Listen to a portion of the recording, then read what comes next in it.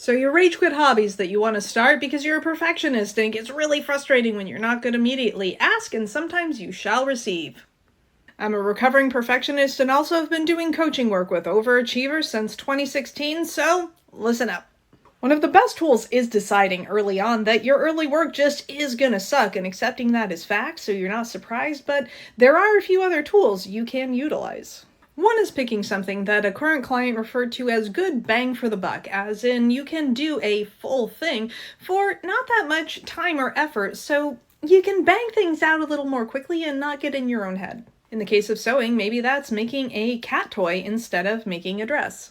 Next is stuff that either doesn't really serve a specific purpose or the purpose is going to organically lead to its destruction. If you're planning on actually using something, then it kind of has to be good and you're going to be confronted with a lot. But in the case of sewing, maybe it is a weird looking stuffed animal instead of a pair of shorts, or you're making rags to clean around the house, and if they're not good, who cares? They're going to get gross.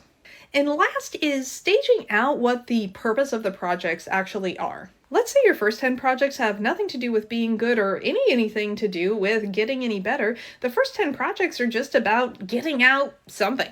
Then maybe the next 20 projects are about what would 1% better look like. A question that I like to ask myself when I'm starting a new thing is, how good do I have to be at this to give myself permission to enjoy it? You were always going to suck at the beginning, but there are some ways that you can lower the barrier to entry and maybe give yourself a little bit more permission to breathe through the discomfort of sucking even when you really don't want to. Let me know in the comments, what's a hobby that you did stick with and something you could learn from that to apply to the next hobby?